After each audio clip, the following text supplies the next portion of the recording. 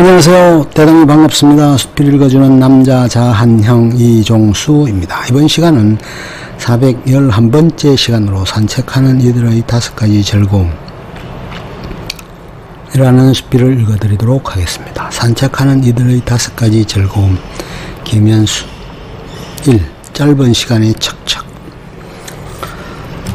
석 달 조금 못되게 불면의 발명을 보내면서 그는 곤충들이 부럽다는 결론에 이르렀다. 예컨대 지네는 다리 10개를 잃고도 다리가 없어졌다는 사실을 모른 채 그냥 도망간다. 어쩌면 다리가 너무 많은 것인지도. 배짱이는 다른 포식자들에게 자기 몸이 씹히는 와중에도 열심히 먹이를 먹는다.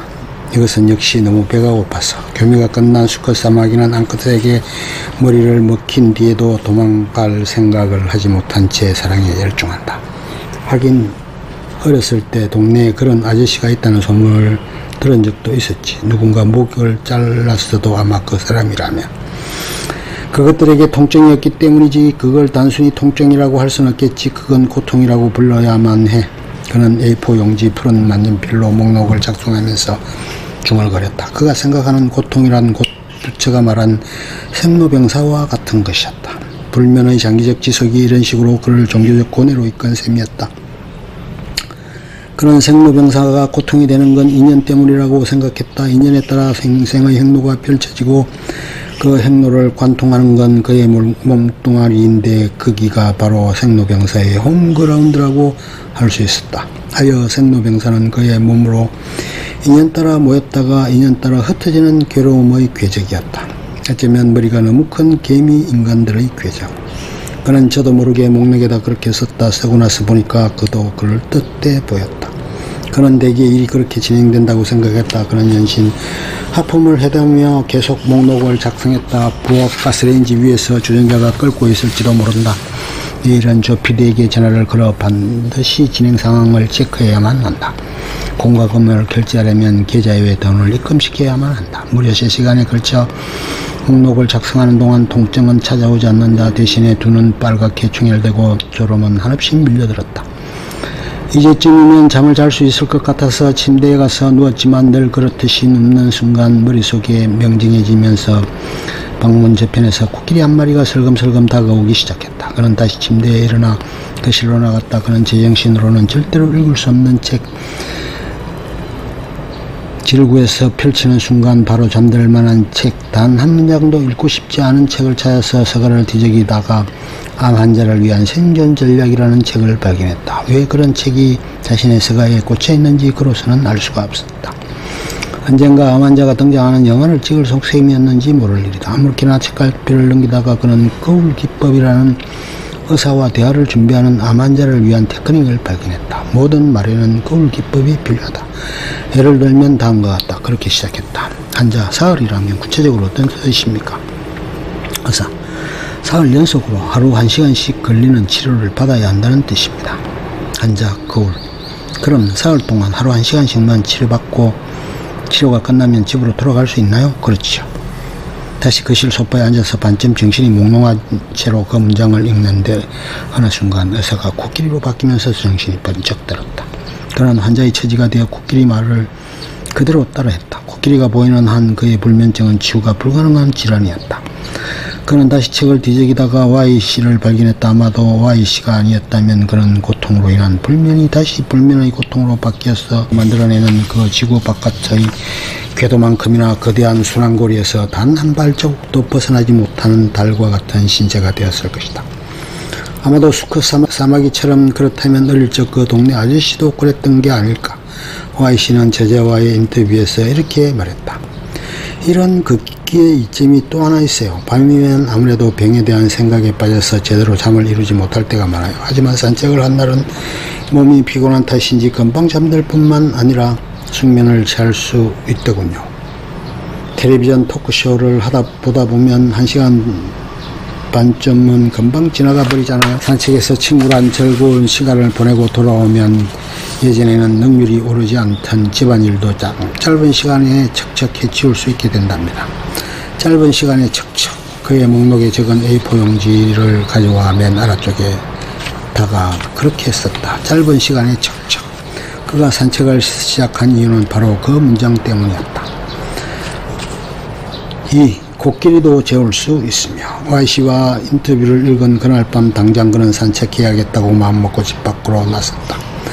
대략 새벽 2시 정도, 보름달 주위로 환한 기운이 감돌던 깊은 밤이었다. 달무리인가 생각해봤지만 그건 달을 가리는 밤의 구름들이었다. 좋은 징조일까. 2층에서 내려와 현관문을 열고 나설 때까만 해도 산책이라면 한 걸음 한 걸음 떼면서 걸어가면 되는 일이라 생각했지만 막상 걸어가려고 보니까 어쩐지 걸어서는 한 걸음을 떼기가 힘들었다. 역시 나쁜 징조였다. 가슴이 쿵쾅거리고 얼굴이 헛건 달아올랐다.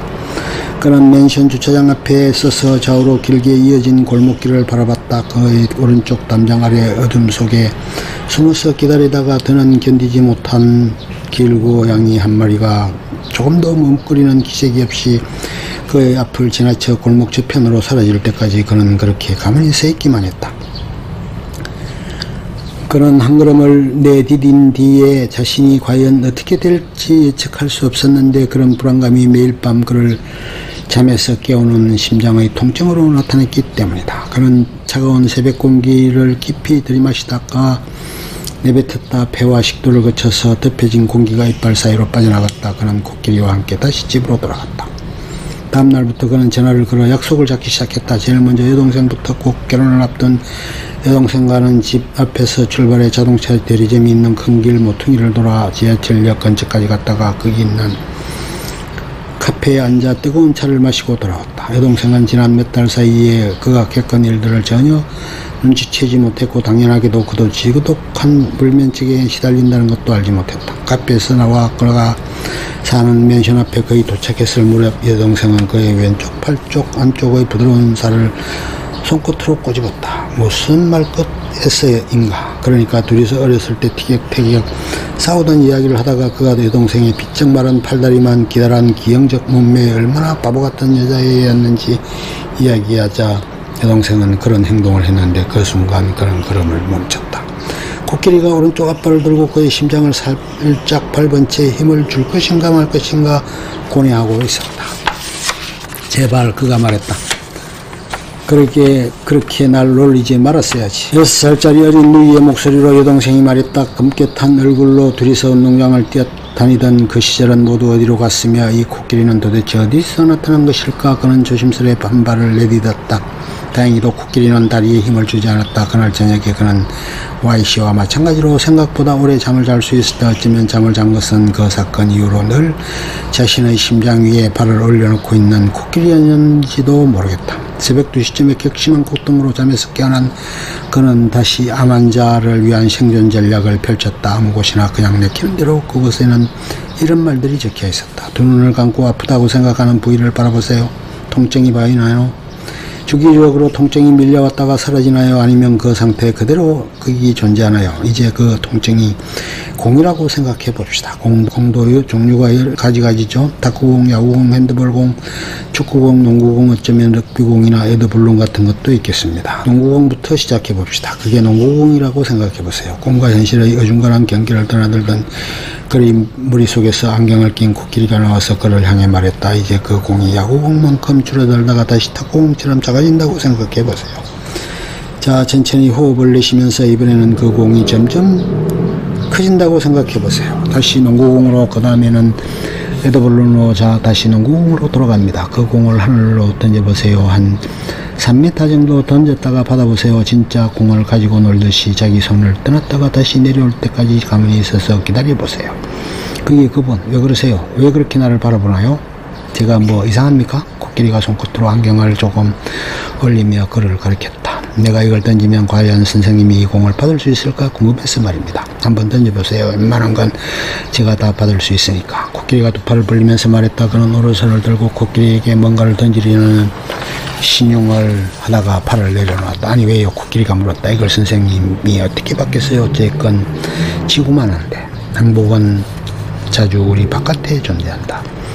사랑과 마찬가지로 하지만 고통은 우리 안에만 존재한다. 우리가 그걸 공처럼 가지고 노는 일은 그러므로 절대로 불가능하다. 만약 실제로 그가 코끼리에게 그 공을 던졌다면 코끼리는 그 자리에서 죽었을지도 모른다. 곤충들은 그렇게 죽지 않겠지만 적어도 말할 줄 아는 코끼리라면 그렇겠지. 대부분의 사람들은 그렇게 죽으니까. 어쨌든 그가 그는 지구를 던지지 않았고 코끼리는 죽지 않았다. 대신에 코끼리는 더 이상 말을 하지도 않았고 앞발을 들어 그의 심장을 살며시 누르지도 않았다. 그는 다시 푹 잠들 수 있었다. 비록 오랫동안 잠들지는 못했지만 끝. 좋으면 좋아요, 구독, 알림 설정 눌러주세요. 감사합니다.